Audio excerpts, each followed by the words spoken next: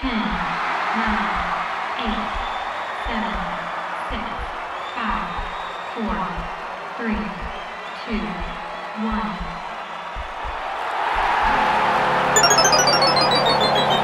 Game over. Welcome to Game Over Montreal. I am Andrew Berkshire, as always. Well, maybe not always, because upcoming in December here, if the NHL doesn't cancel games, one of the guests on the show tonight will be hosting a couple episodes. So let's welcome in our guests, the great Julian McKenzie and Tony Ferrari. How's it going, boys? It goes. I can't believe I missed the Bachelorette finale for this. That was a game. Hockey happened for a bit. Kind of. There, you know what? A game was played. A game was played. It looked like it was going to be an all right game in the beginning of the first there. You know, the Canadiens came out with some jam. They were making things happen. And then a dumb, cursed goal happens where Kapanen just like knocks a bouncing puck out of the air past Jake Allen. And it was like the usual Montreal Canadiens thing this season, where it's just, it took them like a period and a half to kind of get their mojo back under their legs a little bit. And that wasn't enough, because the Pittsburgh Penguins are a damn good team, and they just tore them to shreds tonight. Not even just even strength. They were just drawing penalties like crazy. Yeah, and the Canadiens just were happy to give them out, right? And even on their own opportunities to get on the power play, they only had two. They had one pretty early on in the game and one near the end. And if memory serves, at least on the TSN graphic, it looked as if they only got one shot. We also need to talk a little bit more about the Sonny Milano influence, because that's pretty much how Kapanen got that puck in, right? He just kind of batted it in. I mean, we've talked a lot about Trevor Zegras, but we're seeing a lot of guys using their dexterity to whack the puck in. I'm trying to find ways to not just say, hey, the Canadiens suck tonight, but hey, you know, it was a very unlucky bounce that went in. Also, I felt bad for Jeff Petry in that moment because he could remember, if you remember, he tried to swipe that puck away. And then I think it goes off Evan Rodriguez before it goes off Kasperi Kapanen. Even when Jeff Petry seemingly tries to do right this season, things just don't go his way. Like, I can't think of any other, like at first I thought, okay, like, dude is hurt. And I mean, he was away for some time and now he's back. Dude is just snake bitten pretty much since the start of this year. You could really make an argument that since the second half of last season, remember that first half of the year is where a lot of that talk came about him being a dark horse for the Norris Trophy. And then after that, like, he went cold offensively, and then he picks up the injury in the playoffs. And everything since then, it's just been a really, really tough time for Jeff Petry. So this 2021 for him, man, like, the first half was good. I'm sure he'll take some memories from the Cup run, but like, there's a lot of bad in it too. Yeah, it's been a rough ride for Petry. When you look at that first goal, like, it was hilarious to me, because you see all the bouncing around. Like, that was not a planned goal by any means. You almost could have played the Benny Hill music, just do and just go with it, because man, that was a typical Habs goal against this year. Yeah, and I gotta shout out to John Tavares, because I know we're giving Sonny Milano and Trevor Zegras all the credit for the banging it in goals, but whenever I think of a guy like just banging in a loose puck up high or a bouncing puck, I think of John Tavares in the World Juniors. I don't know if you guys remember, like, way back in the day. God, it must have been like, what, 2007? 2009? 2009? That long ago? It was a while ago when he did that, like, one knee down, banging it in. And I think he, like, popped up the puck first and then smacked it in. Amazing goal. Oh, yeah. That was a pre-tournament game, or was that round robin? I think it was round robin. That was like, that like set the table for that entire World Juniors. Like, he was incredible that year, but now sucks because he's a Toronto Maple Leaf. No, I'm just kidding. Wow. Yeah, so the World Juniors are definitely something that we're going to be talking about a lot, because obviously we got a show coming up under the Game Over brand for the World Juniors, Game Over International. Now, obviously there's big plans with that brand as well. Unfortunately, we've got this whole COVID situation that might throw a wrench into a little bit of it, but it looks like the World Juniors are going to be a bit of a test case. For as far as I've seen, they're still going to have fans at the arena, so that'll be fun. But things are changing quick with this new variant, so who knows? Got a shout out in the chat here. Chanelli is showing up to the stream, so everyone loves her. Got to shout out Chanelli. Working for the Yeah, man. Seattle Kraken. She's amazing. man. Everyone should follow her on Twitter. Absolutely. Yeah, so I was looking through this game and I'm trying to like dig out like some positives to talk about, right? Because you got to have something in there. Like, just give it something, some sort of positive spin. And I'm looking at this season and I wonder, I don't think he had a very good game tonight, but is there any bigger beneficiary from the way that this season has gone than Alex Romanov? Because the way I look at it, there's a lot of guys on here who are going to get lots of ice time down the stretch, like Cole Caufield. You're seeing Jesse Ylonen get his cup of coffee, but there's no expectation of production for Alex Romanov, right? So he just gets to get reps consistently all throughout this season and be confident no matter how, like, what goes on. And they're just like, yeah, if you want to go murder a guy, go murder a guy. Like, try to beat people up with your shoulders constantly. Like, you can see him playing with confidence recently. I wonder if this is actually going to be a bit of a turning point in his development because they have nothing to play for and they can just let him be himself. Yeah, I think the big thing with Romanov is there's not really a risk of him going down to the AHL at this point because why? Why bother? I like there's benefit to maybe Caufield going down eventually when everyone kind of gets healthy and whatnot because you got to let him run and stuff, and playing him lower in the lineup isn't going to help him. But Romanov, why not give him the minutes? Let him go crazy. And I mean, I still think he's kind of got the picture perfect moment for the Habs season when he went to hit Cale Makar and nailed Ryan Poehling at the same time. But like, let this guy go. Like, and that's what he's going to do. He's going to run over people. He's going to hit people. He's going to fire a ton of shots on net, and he's going to have up and down games, kind of like he did tonight. Like, there were a couple times where he looked a little rough defensively, but then there were a few times he made really, really good plays. So Romanov's a guy, like, let him run. I don't know if I agree that there isn't some sort of expectation of production for Romanov. I think that if with the way that he's been playing as of late, where pretty much since that night he got scratched, or at least not scratched, but like there was like that stretch on the West Coast where he had some pretty brutal games. He got left hanging out to dry against the Anaheim Ducks. I feel like pretty much since then he's tried to pick up his game, but I still would like to see him, I guess, if he can in any way, try to add some more points to the Canadiens on the back end, because we all know how bad the back end has been. And this team ultimately through their offense, like, they need guys like Jeff Petry and ultimately Alexander Romanov to step up from back there. And then in 29 games this year, Alexander Romanov has 2 goals and 5 assists. It's pretty modest numbers, but considering the fact he had 6 points in like 50 something odd games last year, like, yeah, 54 games last year, like that's not bad. And even if it is just a small change upward, like, that's a progression. That's fine. So I mean, yes, he gets the opportunity to kind of roam free and try to just kind of play loose and not have all those burdens of expectations for being on a team that's supposed to compete. But for Romanov and the way that the Canadiens have hyped him for as long as they did, even before he stepped onto the ice, like, he has to at least show some improvement. And I think he's definitely showed some strides on that, but I think there's still some ways to go with him on that. But at least from a statistical point of view, like, he seems to be on the way of at least having a somewhat decent season by his standards. Yeah, I guess my point with Romanov is, like, nobody expects him to be on the power play long term or be a 40-point guy or have a season with like 10 to 12 goals. Like, that's just not his game. So he's a guy that you want to see improvements more in areas that don't necessarily show up in a score sheet. You want to see improvements in like his transition play, his defensive reads, like making the right play at the right time, because oftentimes his decision making is not very good. So that's more of what I'm looking at with Romanov, and playing with confidence and doing the things that he is good at and leaning into that a little bit. So, like, to me, he could not get another point all season, and it could still be a season where he develops a lot.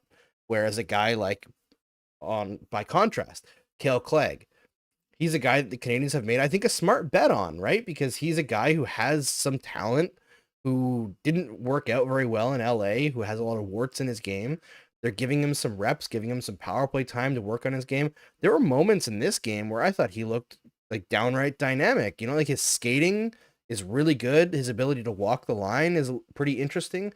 So Clague is a guy that you eventually want to see points start to come from in order to say like, okay, he's moving in the right direction.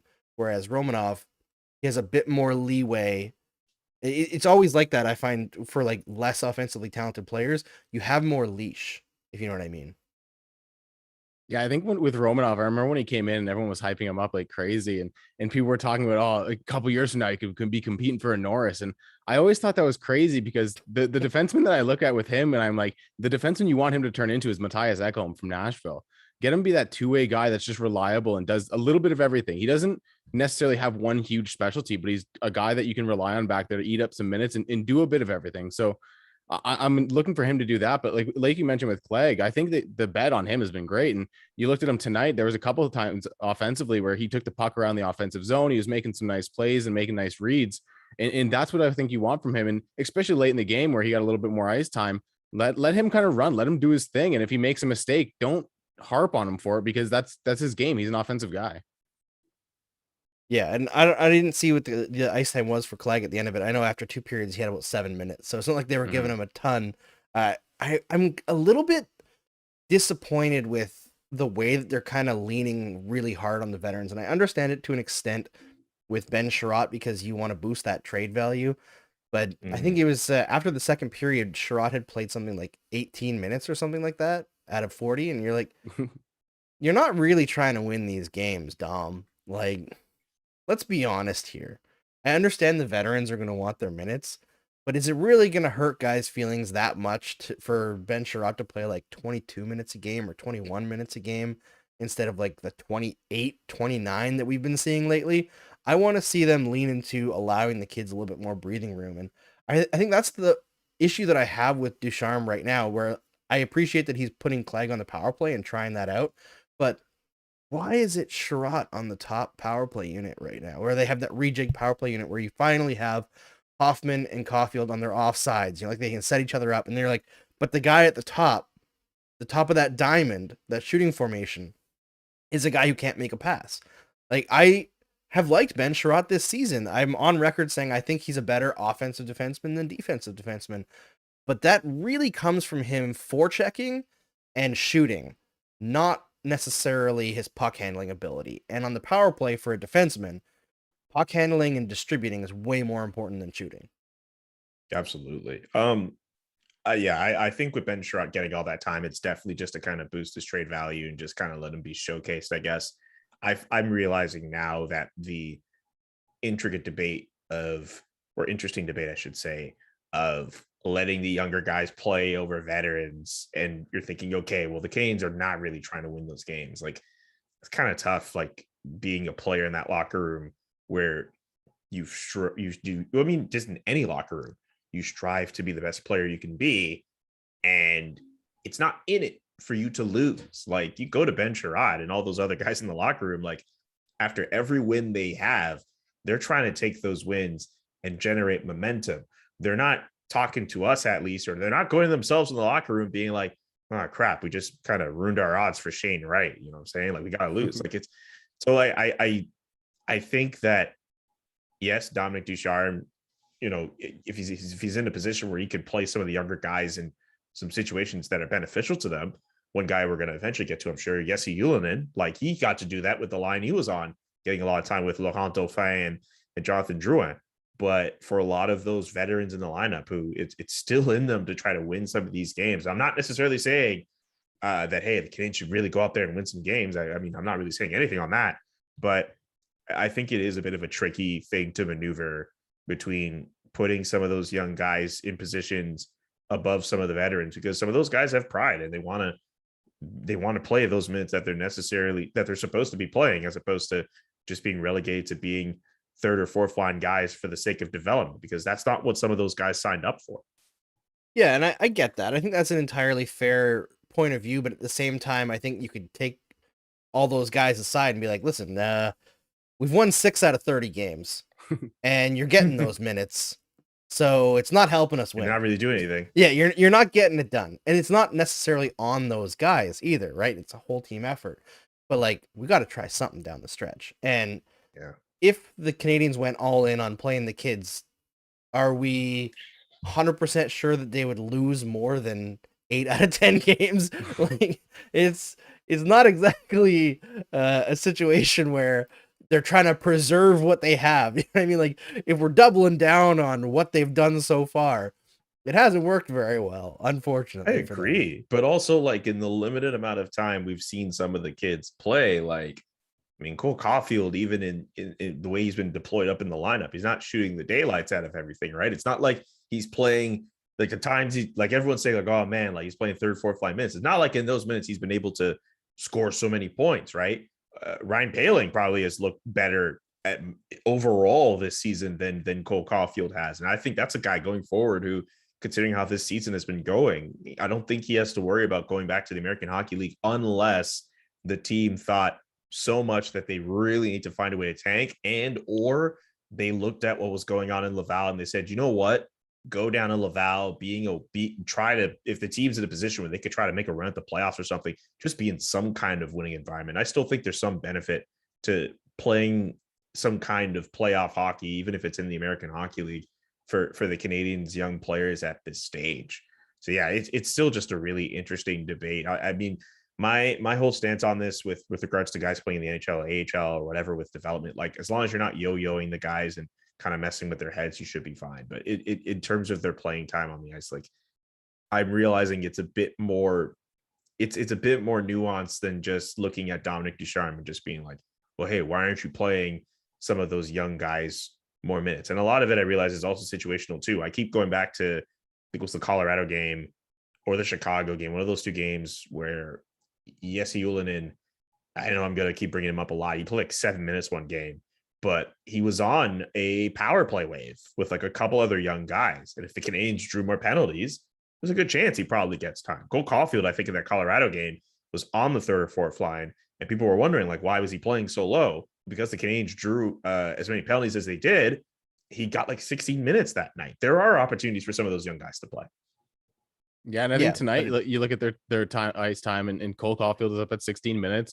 Ylonen was just over 14.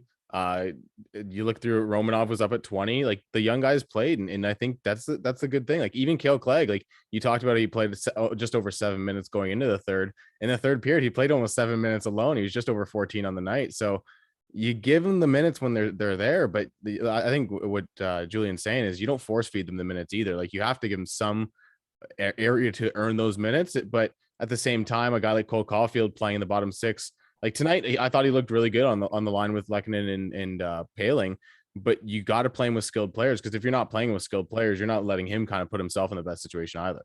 Yeah, I think he very clearly needs somebody like Lehkonen to dig around and get the puck, and he needs somebody to move the puck to him as well. I mean, I think Caufield has a lot of talent. I mean, I mentioned it during the game on Twitter. I've never seen a guy have the puck bounce over their blade as often as Cole Caufield this season. And it didn't seem like it was an issue last year in the playoffs. So I don't know what's going on, if he changed the flex on his stick. I had one person comment back to me, like, maybe his flex is too low, so it just, like, everything whips around and it bounces off. I don't know if that's the case, but it's weird, man. Like, it all comes back to, like, the fact that the Canadians are cursed this year. Like, nothing's going right? And I think Caufield's been better of late than his, like, scoring totals show. I think the last, like, 6 or 7 games, maybe even longer than that, he's actually been one of the Canadians' better play drivers, usually in the first 2 periods, and then he kind of falls off in the last bit there. But I'm not sure what the answer is with him, because I think that there's a good case to send him to the American Hockey League, but there's so many injuries right now that it also seems like it would be like a giant insult to him to send him to the American Hockey League. And I know that him and his crew were not too happy to be sent down to begin with, even though it was, like, clear that it was going to be short term. I think the biggest issue is they probably shouldn't have called him up. Well, I mean, sorry, Tony, I'll let you go for actually. it. Oh no, okay, fine. Let me get a listen. So, I mean, when you get that opportunity to kind of play at the top, right? Like, and you get sent down. Of course, nobody's going to be happy. And when you've played at the top the way Cole Caufield has, where you end up being a star player, let's face it, during the postseason for this team, like, and then you get sent down, it's very humbling. So I completely understand why he would feel some type of way about it, and maybe his team too, I guess. Yeah, but Cole Caufield, I'll say this too, even in the first few games where he did not look so good and it ultimately led him to being sent down, I thought he still showed a lot of good things. And you mentioned the fact that his play driving was a factor. Like, there was at least couple moments in a few of those first few games of the year. He's handling the puck. He's entering the zone. He's making some defenders look silly too. It was like one game he tried to complete a pass from his stomach. Like, he was still able to pull off some pretty sick plays, even though he wasn't necessarily turning them into goals. It's just that there's that confidence issue. I think other teams have also realized that because of his size, there's some liberties they can take away with him. They could take away some space from him. That was the big thing with Cole Caufield heading into the NHL. Everyone was wondering if he would be able to find the space on the ice to put himself in a position where he could score those goals, just like he was able to do at the American Hockey League level in the limited time he was there and in college as well. And I'm not sure if he's necessarily done that. And in the opportunities he's had them, I don't know. I think he's just maybe, I don't know if it's choking up on the stick or he's just a mental thing, but there is a lack of confidence with Cole Caufield right now, but he is doing some good things and he's done them at different points of this season.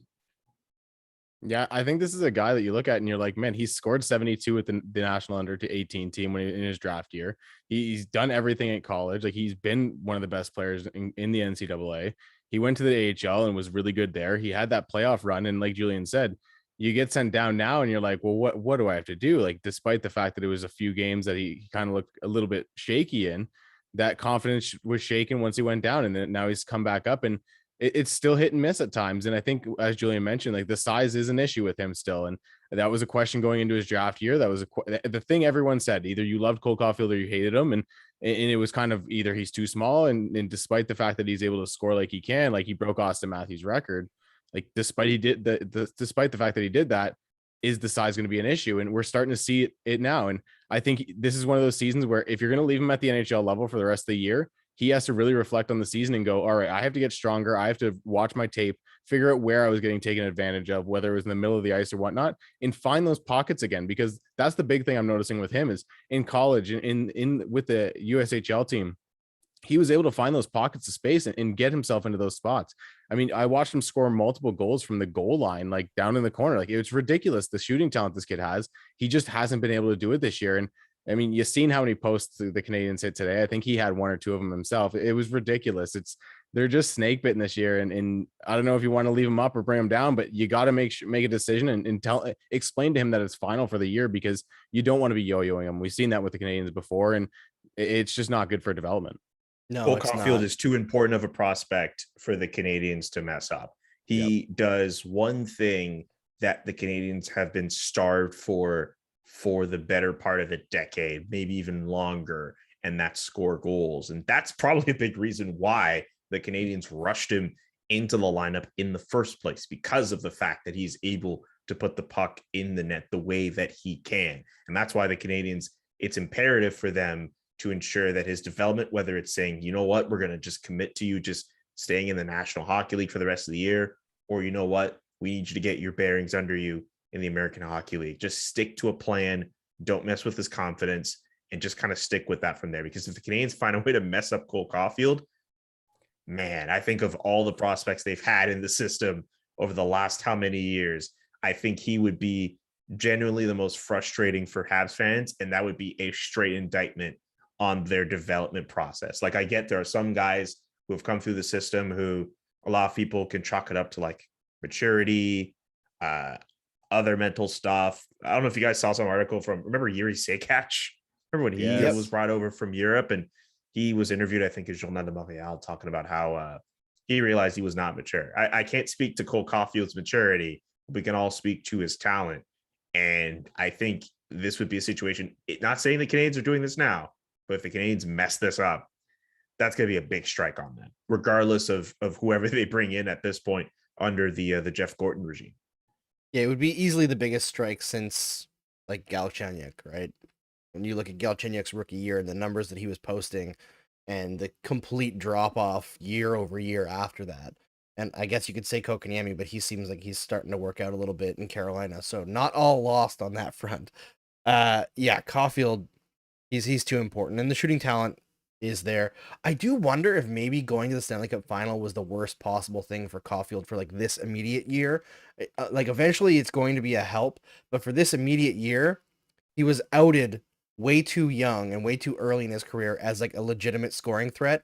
And if you watch those games at the beginning of the year, the fact that like guys were so on him, like he was checked hard from the drop of the first puck in the first game, like everyone was all over him, leaving him no space whatsoever. They respect his shot, his ability to get loose. And I think that kind of broke him a little bit. Like, not forever, but short term, it snapped his confidence. Like, maybe he can't get loose. Maybe in the NHL, maybe I'm not quick enough. Maybe I am too small to be able to find those pockets that I've found my whole life. And you see how it's affected him overall this year. I think he's going to find it, but it's not looking great for this season, unfortunately, even though he is doing some good things. I wonder if maybe one thing that could help him is just focus on his playmaking, which is something that he did in the playoffs last year. And it created a lot for Nick Suzuki, especially when they were able to get into 4-on-4 situations in the regular season last year as well. They had a lot of chemistry. Hasn't really translated this year, but I wonder if focusing on the playmaking instead of pushing himself as only a shooter is something that could help Caufield. Or maybe I'm wrong, and maybe he should just shoot the puck every single time he gets it, and that's where he builds his confidence. I really don't have the answer for his situation, you know? Like, Why not I don't know if both? anyone does. Why I mean, not you both? can't do both. I mean, in some ways, yes and no. In the playoffs, I find that in moments he was able to shoot the puck and he did well. You guys remember how game 4 of the second round ended for the Montreal Canadiens? Yes, Tyler Toffoli scored. You know why he scored? Cole Caufield dug a puck out of the corner, carried it along the goal line, and fed it to Tyler Toffoli. He's able to create plays. 100%. Like, there's a way for him to do that. Like, I don't know. I think if you're the Canadiens, like, try to get him to emphasize that part of his game too. I think that's a great way for him to kind of gain his confidence. I think against the Predators was it the Predators? Was the other night, he had a 2-assist game, assisting, I think, on a Ben Sherratt goal. And I mean, they were like not necessarily the most creative assists, but I think just getting those stat totals up for Cole Caufield, just any little thing should help his confidence. Absolutely. Speaking of confidence, Jonathan Drouin, we should shout him out because one of the few Absolutely. Canadians who really brought it today. And that's been the case a lot this season where Jonathan Drouin is like the only guy who shows up. I thought twice in this game, Drouin keyed the Canadians back into the game. And then in the third period, they were like, nah, never mind. Well, it was Man. crazy because he had that really nice goal in front to respond. And you're like, okay, like this is the Canadians getting back in the game. And then at the end of the second period, he has that really nice assist to Ylonen on his first goal. And you're like, okay, like this is something they can build off. Like coaches always talk about the goal in the end of the very end of the period, last minute, that can really swing momentum. And that felt like a moment where it was going to happen. And then the Pens came out in the third period and scored right away. And it was like, okay, well, that momentum's completely gone. But I think Drouin's been the best player consistently for the Habs. And it's got to be frustrating for him because he's coming off such a season last year where he struggled with his mental health and everything, and he's come back this year and he's been completely fantastic. I've loved everything I've seen from him for the most part, and he's obviously not a perfect player or anything, but man, like he's really driven the play for the Habs this year. And I don't know, man, like maybe you put him with Caufield, maybe you try to create somewhere that way, because with Caufield you see him go and you don't know what he's going to do now because you don't know what you want him to do at this point. So I think you got to play with the lines a little bit, play with the combinations a little bit, but I think Drouin's going to be the key factor going forward for them. Tony, I'll go one step further to your point here. Like, it's one thing for him to feel frustrated off of what he went through last year. Pretty much since Jonathan Drouin has joined the Montreal Canadiens, he has been a lightning rod for attention. So many people are going to look at that trade that happened with the Montreal Canadiens and the Tampa Bay Lightning. And let's be real here. People are going to just say the Tampa Bay Lightning won that trade. They got the better player. Mikhail Sergachev also has Stanley Cups to boot. The Canadiens ended up getting the lesser player. And pretty much up until, and even to parts of last season, he was a guy who was not fitting and living up to the expectations that were more or less unjustly set on him. They expected him to be the future number one center on this team. They looked at the skill that he had, and he thought, oh, okay, in limited moments with the Tampa Bay Lightning, he looked pretty good. He should be a bona fide superstar on this team, not realizing that with the talent that's been accumulated in Tampa Bay, he's able to play like middle lineup minutes against lesser opposition and look really good. So you go through all of that where you're dogged on and your mentals are not in a great place and you're not really feeling it. You take the time away, you come back, you're energized, you score in that first game of the year against the Toronto Maple Leafs, a game you have to be up for. And the Canadiens were up for. And then the rest of the year just goes bad. If I'm Jonathan Drouin, this is just me personally, I'm mad as hell. I understand I may have not played well throughout the entirety of my tenure with the Montreal Canadiens, but I'm playing well right now. And I'm trying my absolute best to get this team to win games. And nobody else is able to show up, whether it's the way the team is, whether it's the way the coaching, the style that's been imparted onto the team, for whatever reason. I'm frustrated as hell. Like I want to do well. I want to be in a situation where I'm doing really well. And I want my teammates to succeed with me, but nothing's working despite all of my efforts. I would be frustrated. And that would, for me, if I was Jonathan Drouin, it would be the culmination of the entirety of my tenure with the Montreal Canadiens, which has just been nothing but frustrating. And a lot of people have just been upset, whether it's media or fans. He's been a whipping boy for this franchise pretty much ever since he's been here. And this is the one year he could be like, hey, I'm actually playing well this year, or at least well enough. And it doesn't matter because everyone sucks. And the Montreal Canadiens are not really going anywhere this year. It sucks for Jonathan Drouin. I feel bad for him. It does. And what you brought up with like the first game where he scored the first goal, and I really expected when that happened that the team was just going to like run through a wall. You know, like the story of Jonathan Drouin coming back, scores the first goal of the season. I expected they were just going to railroad the rest of that game, and they just completely collapsed. And so it's been that over and over again for Drouin in this season. Anytime that he has a fantastic game, it seems that the team just doesn't support him, you know, and it's unfortunate. I hope for more from him. It kind of brings me back to like what you mentioned, Tony, with maybe putting, I don't know, maybe it was Julian, putting Drouin with Caufield and seeing what happens there. Tony. Was it Tony? Yeah, okay. I was right the first time. You guys just look so similar, you know? Very clearly. I see it. I totally see the resemblance, actually. We both have mustaches. Yeah, exactly. Everyone's got a little bit of beard going, you know, we're all looking the same. Yeah, so I've been seeing a lot of people talk about like the Canadiens don't want to, you know, put too many eggs in one basket because they've got so many injuries and all that, and they're trying to balance the lineup a little bit. I wonder if that makes any sense. That's what eggs? They've only got a couple eggs. What eggs you got going on? You only got a couple eggs, bro. Like if you are the kid walking from the store with the carton of 12 eggs and you trip on the ground and you break like 6 of them, how many eggs you really have? You have 6, maybe not even 6 with the Montreal Canadiens. Anyway. Yeah. So basically my point is, why not load up the lines that are going to stick together going forward? Look at guys who are going to stick around with this franchise for the next few years.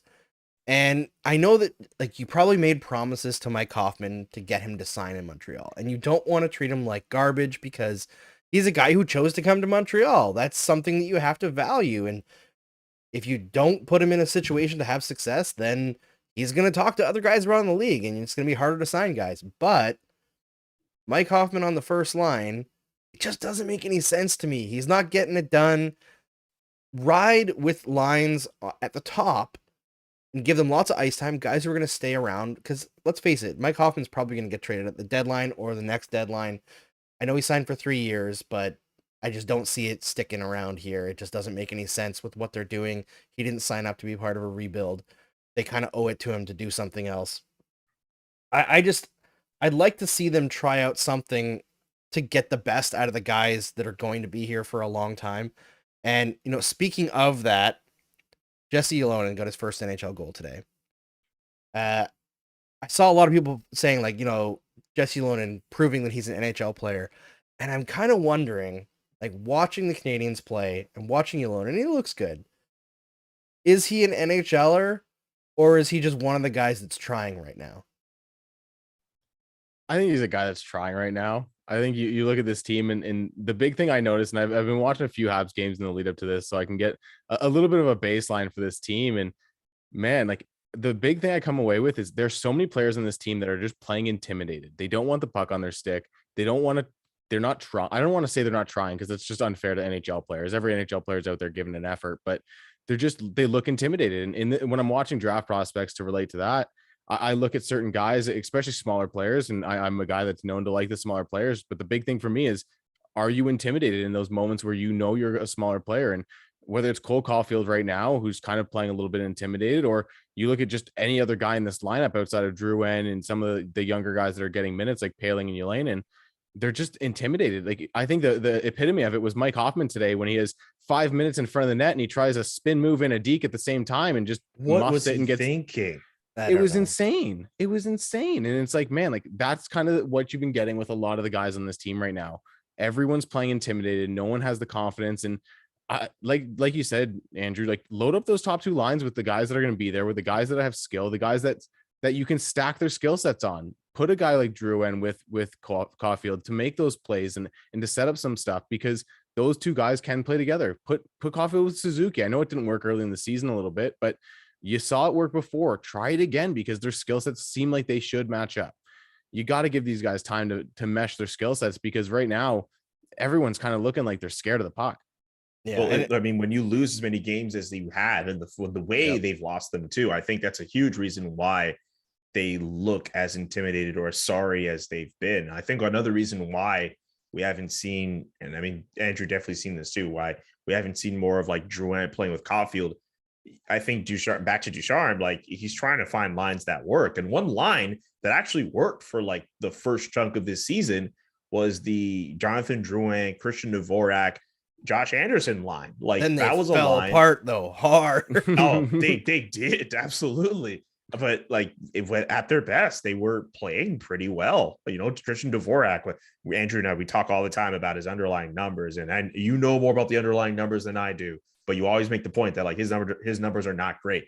But when he's playing alongside Jonathan Drouin and he has Josh Anderson around him, offense can be created, and he sometimes is able to cash in on a few of those opportunities. So I think one big reason why we haven't seen Drouin and Caufield together as much is he's found success with other line mates. And I mean, that's another big plus for Jonathan Drouin this year. I mean, the line I just mentioned before, he looked really great tonight with Laurent Dauphin and Jesse Ylonen. Like he's clearly a guy who's playing pretty well, almost no matter who's on his line. So he's been the straw.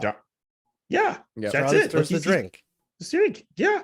So I'm totally with you guys on having him play with Caufield. It's just, I mean, at this point now, with all the injuries that are there, if you really want something to work, maybe you have no choice. But early on in the year, when the Canadiens were truly still trying to find their way back into this thing, this was just a case of Dominic Ducharme just being like, hey, you know what? Like this line actually works. This line actually gets goal scoring. Like between the Drouin line with Dvorak and Anderson, I got to find a way to make this work if I'm Dominic Ducharme. Yeah, it was funny. Like that line started out the season so strong, and then Drouin got injured, and Dvorak's defensive game just like completely got obliterated. I don't know what happened.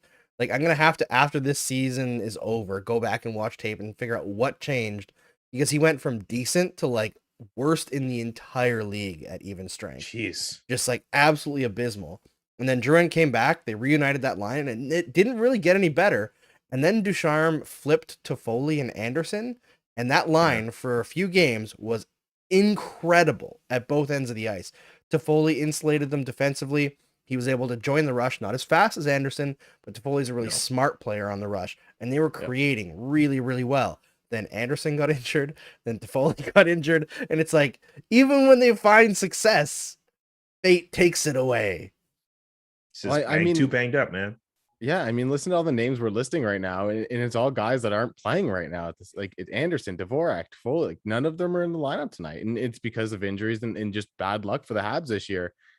We've said it a few times, but this season really is cursed from the Habs. Like you look and you're like, well, how could things have gone wrong from being a cup contender? Well, you're missing Shea Weber, you're missing Carey Price, you're missing Brendan Gallagher, you're missing Anderson, Toffoli. Like you just go down the list and you're like, well, who's on this team still? And you're like Drouin and Kale Clague now. Like that's your team. That's what's gonna save the Canadiens. Yeah. Oh man. I mean, I Oh, do like the man. Kale Clague bet, like we talked about. Like there's some things going on that are interesting, and I find it interesting that that was the first move, like player personnel wise, that Jeff Gorton made, was a defenseman that I don't think Marc Bergevin would be interested in at all. A guy who's not very great defensively, but very skilled offensively. It to me shows a big departure from what they were looking at, and so that's interesting to me. I'm so interested to see where this team goes. I think there's a real opportunity here to do something special, and just some of the names that I hear circulating around who they're planning on bringing into the management group, and some people I've been told like don't mention me. Whoa, Like, whoa, I've whoa, reached out whoa, whoa! to Hold on. Are you trying to be Chris Johnston all of a sudden? no, not even close. No, I'm like Chris Johnston's pinky fingernail that he clipped off. Welcome to the CJ Show Redux. CJ Show Redux. Yeah, so I'm interested to see, because it seems like what Molson was talking about at that press conference, it wasn't all bull. They are actually reaching out to people from all walks of life. And that really interests me in what the Canadiens could potentially build here. And they've got pieces. As bad as this season's gone for Cole Caufield, he is a big piece moving forward.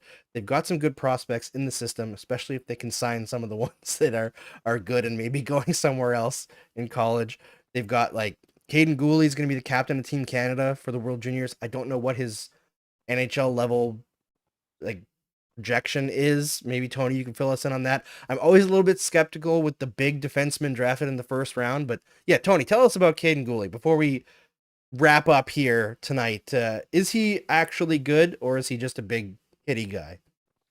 He was a big hitty guy in his draft year, and when they drafted him at 15, I was like, oh, what are you doing? Because I was one of the guys that wasn't super high on him. But admittedly, this year he's taken so many steps and done exactly what I said he needed to do to get to earn that draft spot. And he's going to play for Team Canada. He's going to play a big role. I think the big thing with Kaden Guhle is everyone looked at him and went, okay, this guy loves to throw hits. He loves to try to get in on the offense. But I don't think his offensive tool set was there, but he had the confidence to do it. And I look at him a lot in the same way I look at Romanov. Like he's a guy that I think can do a lot of that stuff.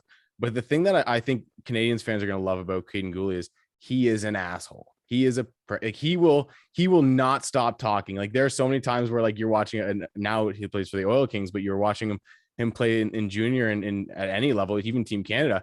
And he's talking over the broadcast and you can hear him chirping to the other bench. It's hilarious, some of the stuff he says. And man, this kid's going to be a fan favorite for sure in Montreal. And I think he's going to be a guy that can have that similar role to Romanov. You have two of those guys toss them on separate pairings, and two guys that you have to keep your head up around and then can move the puck, and both of them skate really well. I think Kaden Guhle is going to be a good prospect for the Montreal Canadiens. And if they rush him to the league next year, I think that's probably a mistake. He needs a year at the AHL level, but I think he's a player that's definitely worth like where he's been drafted now, and proved me wrong. Certainly. There's like one play that happened in preseason with Kaden Guhle that I keep thinking about, and I keep wondering about his offensive upside as a result. I think it was against the Senators. It's pretty early in the game. He's like at the blue line and he makes this stretch pass to, I forget who gets that pass. And I'm just like, I didn't know Kaden Guhle could do that. Yeah. Like I did not know that was in his game. And you probably have studied him more than I have. And like, you could probably be like, oh no, he had it. But like, when I saw that, I think some of the fans in attendance too were like, whoa, wait a minute. Like Kaden Guhle can do that. Like, so I'm very curious. I know he's the big rugged guy. A lot of people have made the comparisons to Shea Weber. I'm really intrigued about the offensive. Tony says no. I know a lot of people are going to be like, yeah, no, I get it. I'm not saying I'm making that comparison. I've seen people say they've made that comparison. But I'm intrigued with the offensive upside. And I'm asking this more because if you look at some of the more successful teams and the way that they look right now, you need defensemen who are going to be super offensively inclined. Colorado has a guy in Cale Makar who should be competing for Norris trophies every single year, if not winning them. The New York Rangers already have a guy in Adam Fox with a Norris trophy. You can go on with the full list of guys who are able to do it year in, year out because they have such amazing defensemen at back. And like, I wonder from an offensive standpoint, because I think Kaden Guhle should be okay defensively, but from an offensive standpoint, where's Kaden Guhle going to be and how can he help the Montreal Canadiens?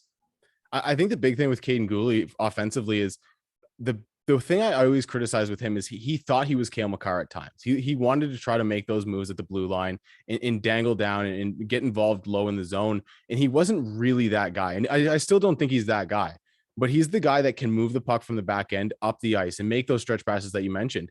I think that's where he really excels. When he starts getting overconfident, and I think that's an area that he needs to work on is I rarely say a player needs to rein his confidence in, but this is a guy that I think does need to rein it in a little bit. He does seem confident and just understand what he is almost, right? Like I think there's a level of confidence that you get almost too confident. And that's something that Guhle does. And man, like he's going to play a lot of minutes at the World Juniors this year, and he's going to be on display there for a lot of Montreal fans. But it's going to be one of those things where rein it in a little bit, because when he does what he knows, or when he does what he's able to do, he's excellent at it. It's when he tries to get a little too fancy, a little too much. That's when I start to worry about his game. But this year he hasn't been doing that. So that's been a big step for him, I think. Yeah, I think what encourages me about Guhle is what I hear about his puck distribution abilities. And how he's added that to his game, because that's such a big thing. Like, I think the modern defenseman, like there are the rare guys who are like Adam Fox, like Cale Makar, but for the most part, unless you find the diamond that is so rare, or you draft like first overall in a year where one of those defensemen is there and very clear, it's tough to find those types of guys. It's the guys that don't necessarily score the goal, but they're the guys who create the play that the goal happens on, right? Not even necessarily the primary assist, but they're the ones facilitating the transition play up the ice that create the sequence that creates the goal. And those are the guys that Canadiens just haven't had for years now. They've just neglected that kind of player. And you've seen years where the Canadiens just can't seem to score and they just struggle. And it happens because the forwards don't have anybody to get them the puck. So the forwards end up breaking the puck out of the zone themselves because the defenseman can't move the puck, and then things are too slow. Or you have guys who can move the puck that like to reset a lot. You know, we talked about that with Jack Hahn recently on a episode of the show, where like Jeff Petry, great puck mover, but when he's not at his best, he resets a lot, which yes, he will exit the zone cleanly, but the the opposition's defense is set in the neutral zone by the time the breakout goes. So you're not catching anyone either. It's like safe on both ends, right? As opposed to a guy who can just fire the puck out or skate it out of nowhere and create those rush plays. Before we go, I do want to ask you, Tony, about one other guy, if you have any knowledge for us. I think it's Jonathan Drouin, who was one of the last cuts from Team Canada. I've seen a lot of people talk about him this season as like going from a decent prospect to all of a sudden kind of incredible prospect. 5th round pick from the Montreal Canadiens. What's the deal with this guy? I think the big thing with Joshua, it's Joshua Waugh. So Joshua Waugh. You were close. You were close. I was up there. My prospect knowledge is garbage nowadays. Like I've been working too much in the NHL for so long. I got to get it better by the time the World Juniors roll around. I'm trying, but it's a slow process. No, he did have a really, really good camp. I think him and Connor Bedard together looked really, really good. And he played a big role in Connor Bedard making that team, to be completely honest. Like the big thing with him was his skating was sloppy and he kind of stomped around the ice. He moved okay, but it was like, that doesn't look like you'll be dynamic enough as a skater to make it at the next level. And it's improved this year. There's still work to do, but it's improved this year. But he's got incredible hands. His vision in the offensive zone is really, really good. And there was a play in the camp games with Bedard where Josh Waugh, I almost called him Jonathan Waugh. Josh Waugh went to the offensive zone. I got you off sequence here. But he went to the offensive zone to forecheck and he pressured one guy. Puck went to the other side of the ice and he pressured that guy, forced the loose puck, grabbed the loose puck, passed it around the other defender coming over right to Bedard in the slot.